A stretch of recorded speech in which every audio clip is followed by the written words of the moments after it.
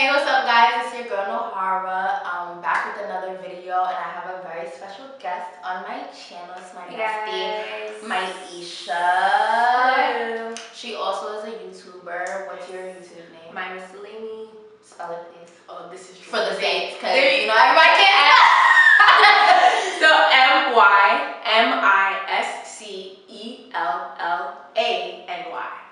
Did you like the sign language at the end that I was The providing? spirit of sign language. For those of you who follow me on Instagram, which that name has also changed too, I'll link all of that in the description box. So now I'm Nohara the Light on The light. Let your light shine. Listen, before.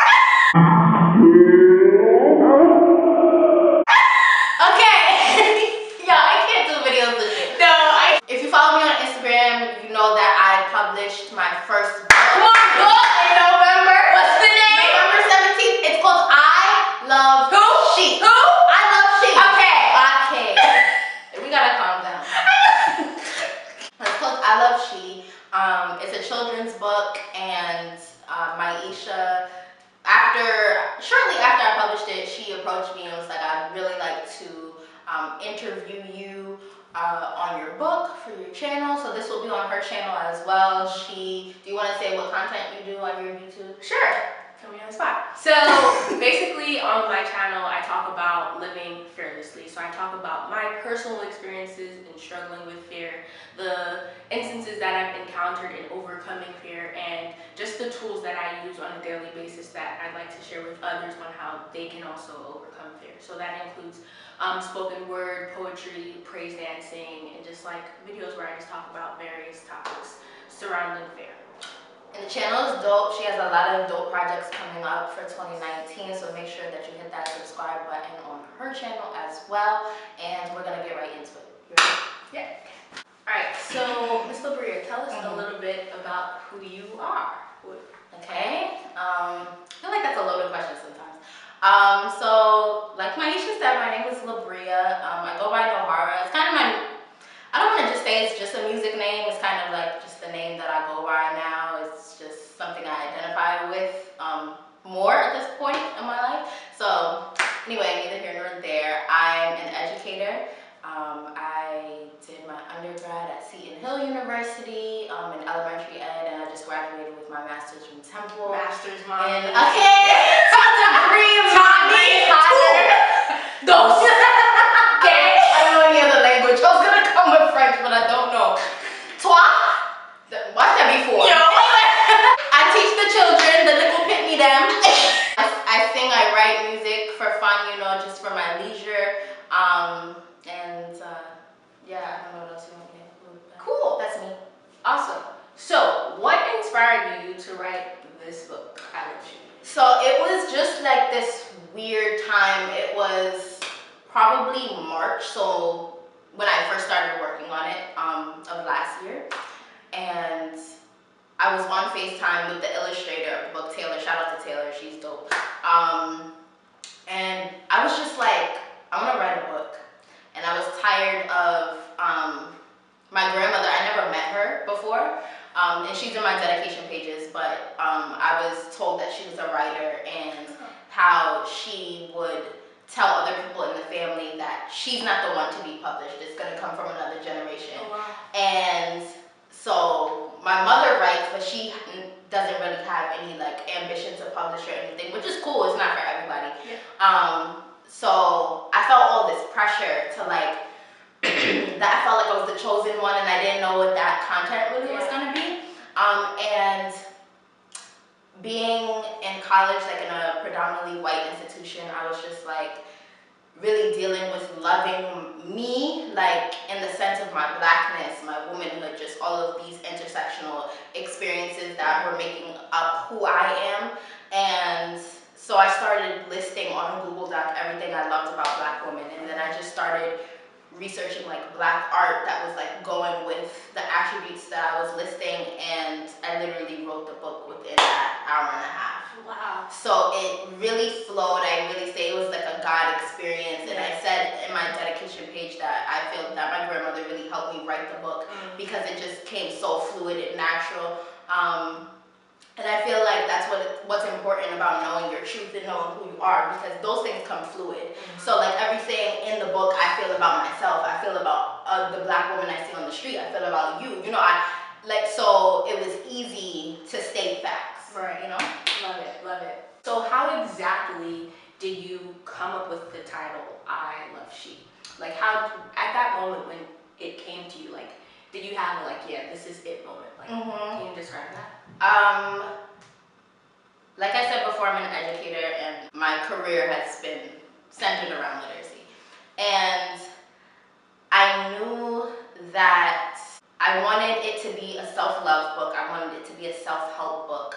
And at first I was like, oh, I love her, but her had this very specific connotation.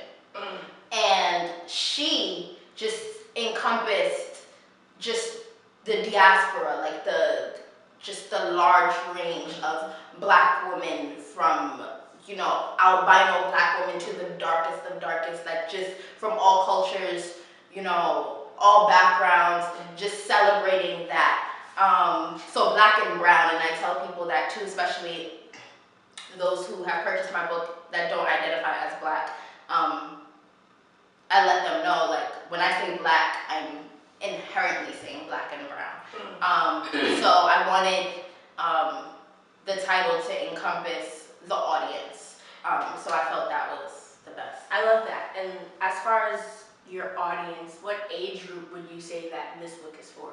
It's really difficult because when I wrote it, it's in poem form. So I was like, okay, this is gonna be a children's book, but as I was writing, I was like, okay, some of the vocabulary is a little mature, so I started highlighting things that I wanted to put in the glossary in the back. Actually, I'm gonna interrupt you. I love that. That's like one of my favorite things so far that I've like seen in the book. Thank you. Yeah, it was really important, especially like I said, my master's is in urban ed, so I'm very focused on and combined with my passion for literacy, I realized that in a lot of Black and brown households, we're not really capable of having that family time, that sit down read time, you know, that I was so fortunate to have. You know, because I had a parent that worked at night and then a parent who worked in the day, so I always had somebody home. And so that was helpful. But everybody doesn't have that luxury to be read to, so I wanted to make sure that the experience of reading this book could be as autonomous as possible. But the age range, I've had adults that have read it as old as in their 50s and 60s and have enjoyed it. And I've had parents buy it for their 8-year-olds, or my supervisor bought it for his 4-year-old son.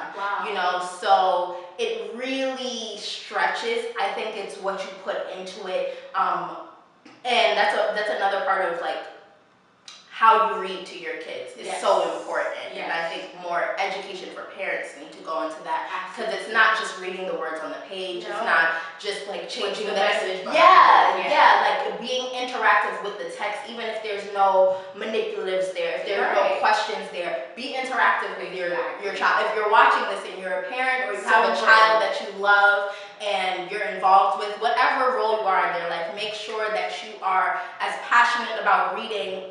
Even if you don't like reading, fake it till you make it. You know, because you're impacting, you're planting a seed in a child's life that's going to affect them. It doesn't matter what path you go on, you're going to need to know how to read.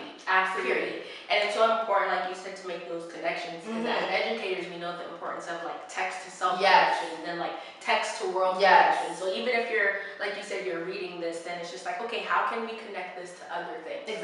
Awesome. I love it. I'm sure there are a lot of people who may even watch this video and they themselves may want to be writers when they are educators. So what was your writing process like for this? Like, what were some challenges you had, and what were some things that kind of came easy to you? I touched on earlier that the message was very easy and fluid because I find them to be truth. I love Black women. I love everything about the Black women.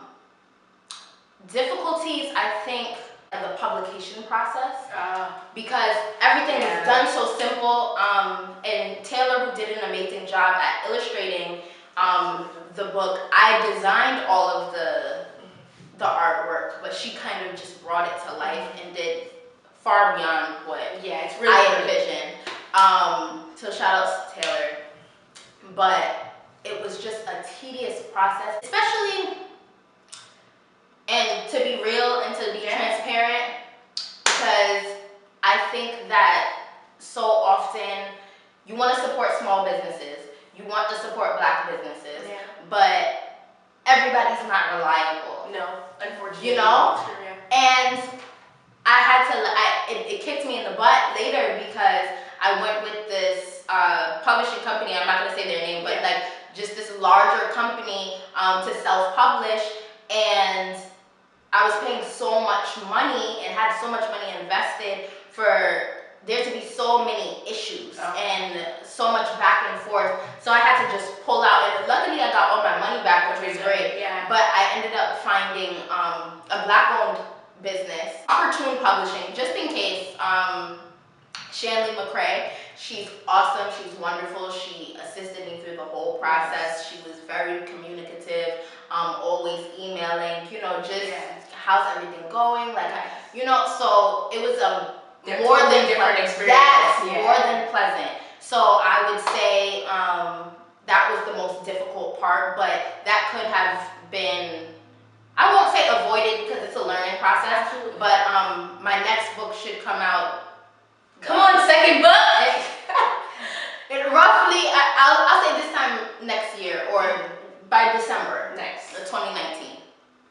And now I know what to do, and what not to do, and I know who I can work with now. You know, and so I just say advice if you want to write. I think that was part of your question. If you want to be a writer, anything that you want in life, I think you should take on the mentality that it's already yours. So when I went into college, I didn't say, oh, I want to be a teacher. I was like, I'm an educator. I've been saying I'm an educator since freshman year because that's who I am. That's what I exude. That's the energy that I give out. And she's a really great educator. Oh, thank you. Seriously. Thank you. So, yeah, I just would say speak that into the atmosphere that you're already a writer, that you write, you know, when you introduce yourself to people, get into that habit of just saying, I'm a writer, you know, and be consistent with that. Write small things every day. Get into the habit of just challenging yourself to write something that you normally wouldn't write. I have a spoken word background, so it's really hard for me to rhyme things and think about meter and time. So this was actually, I think that's another challenge for me, was to think about like the cadence of everything, and because I'm not used to that, I'm used to da da da da da da da da da da da, and you know, you get real creative and poetry on it, you know. But it's important to have consistency with children's books and stuff. So that's another point. I don't know if this is point 2, 3, 4, whatever, but catch on. Do your research, you know, research the market, and don't focus on the market in the fact or in the regard of competition. It's not about competition. Say it one more time. It's not about competition. It's not about what? Competition. It's not about that. Because if you go to a grocery store, you're going to see 5,000 different breads. The bread companies there are not like, oh, well, you're selling bread too. You know what I'm saying? Everything. We can all bring variety, diversity. Exactly. So don't worry about your competition. But look at your market and who you're trying to reach. Have that in the forefront of your mind, because again, it's all about manifestation. You're manifesting that you're a writer. You're manifesting who you're going to reach and who you're going to affect. And research what publishing company that you want to work with. If you want to hand in your manuscript, because it's different if you're getting it published by an actual company. They have to review it, and you kind of lose that autonomy with like what you're putting out there. So I think that self-publishing is the best bet, especially for your first book, because it's just freedom. But yeah, and have fun. If you're not passionate about it, if you're getting frustrated with it, leave it for a second, you know, take a breather, whether that's for a day or an hour. You just need to take a shower, that rhymes. But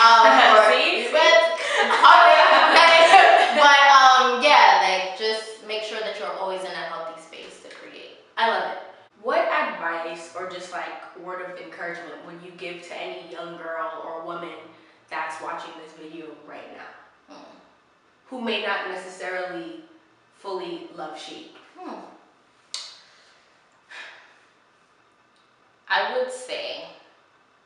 say this to my kids all the time, and this is literally what education means. Education comes from a Latin root word that means to pull out. So it is not the job of any educator to teach. I don't teach. That's not my job. That's not my place. I'm there to just root out what's already in you. Yeah, that's good. So you have to come to an understanding that you're navigating life just to be uprooted. You don't need to, that's where, you know, we get lost. When we don't love ourselves, 9 times out of 10, it's that outward source of validation that we're looking for. And when you go through life thinking that you're just here to be uprooted and not poured into, you walk different. That's true. Because you're not putting any responsibility on another person but yourself. So that would be my first piece of advice. Just walk tall, walk strong, even when you don't feel it. Like, just walk knowing that you are responsible for loving you the hardest and the most beautiful that you possibly can. That's good. Also, I would say to connect yourself to other people and other sources that are also uplifting and also going on that journey with you. Even, you know, with social media, Instagram, Facebook, whatever, they're paying attention to your algorithms. They're seeing what you're double tapping. And if you're constantly double tapping foolishness is going to follow you. And that's the same thing with life. If you are going to pay attention and give energy to things that you have no business, that's exactly what you're gonna. That's what you're gonna attract. You know, so just make sure you're minding your space, minding your energy, minding your peace, and protecting it at all costs. It's so important because peace is something that you cannot buy, and once it's gone, you can't get it back as easy. It doesn't come as easy to you as you once had it. You know what I mean? So it's always a learning experience and a working experience. Loving yourself is never a state of perfection. It's a state of purpose, and it's something that you are designed to do, so you should do. I love it. Come on, preacher. All right. Collection play. So I know the name of the book is I Love She. Is this only for young women or like women in general? I get that question a lot. A lot more than I thought that I would, because some of my first pictures that I got, and I told people to like send pictures of them like unboxing their book. I got a lot of men buying the book, and buying in multiples. Like, that's great. And even I had classmates that would be like, "Oh, I'm just gonna get it as a stocking stuffer for my niece or whatever." But there are men who have read it and enjoyed it, you know. And I think it's important that the same energy that you are putting out, you're putting out self-love, you're going to reciprocate that no matter who you're in front of. You know, you're operating your relationships with other people, no matter the dynamic of the relationship, but it should operate as a mirror. So I can only teach you how to treat me, you know, and vice versa. So I definitely think that it is for all ages and all genders, you know. And it's an important message, you know, just to love Black women. I stand by that. Black women are the most unprotected beings in America. Absolutely. You know, on so many fronts, just women of color, but Black, and I'm focusing on Black women, and I get that question a lot too, why Black women and not just whatever. We are so politically correct sometimes. And we are so, especially in the realm of education, we are dead set on inclusion. Inclusion. We can have PD for 2,000 weeks on inclusion. And it's important to me to be able to write from a standpoint that I can understand. This is not just how I look and outwardly see Black women. This is how I feel about myself. You know, I celebrate my hair. I celebrate my skin, no matter if I have enough melanin for the next Black woman. You know what I mean? And that's important to see that, you know, as a Black man, and I can't speak from a male standpoint, but it is my hope that Black men see the level of self-love that is developing in Black women and say, you know what, I have no other responsibility but to respect that. And that should go both ways. You need to pour into Black men. We need to cut this out with I don't even joke anymore saying, you know, oh, well, you know, if I see a black man pushing a stroller or whatever, or of his child, and say, oh, well, at least he's taking care of his kid. No, that's your responsibility. Yeah. That's what you're supposed to be doing. Yeah. Baby. That's what you're supposed to be doing. Yeah. So, you know, just having that level of expectancy for excellence in our community, period. I think that's my cap of this book. It is a prerequisite to realize and honor the excellence in your life. Yeah. In all aspects. It's not about your achievements necessarily. It's not about where you're going in life, your pathways. It is inward. Who are you? Who are you? Yeah. Yes. That's so important. That's a very important message, especially in our community. And I feel like, going back to what you said about black men, you mentioned this earlier, where it's like there's, you know, bashing them, they're this and they're that. And I feel like this is a great way from a young age to show young black boys, like, women are powerful, and so are you. So I think it's like a great way to show young men, young black men, how to treat young women, black women. So I love this. This is great. Thank you. There you have it, folks. So I love She, get a good look. All right. So can you tell us where we can purchase? Yes. So it is available on Amazon.com. It sells out rather quickly on Amazon. So if you don't find it on Amazon, you can find it on the Barnes & Noble website. If you're really pressed to get it, you can always go to your local Barnes & Noble store and request that the book is sold there. And request it anyway. I mean, if you want to. But yeah, I should be having a book reading soon. I'm trying to get that done in New York, a New York location, and location in the southern land where I will be transitioning to. But yeah, so at the book reading, Lord willing, I will have physical copies, but they will be limited. So right now we can only get it online, and when my website is up, I'll send the link over to MYIESHA, and there will be a direct link to purchase. So thank you so much for coming. Thanks for having me. And thank you guys for watching. Bye. See ya.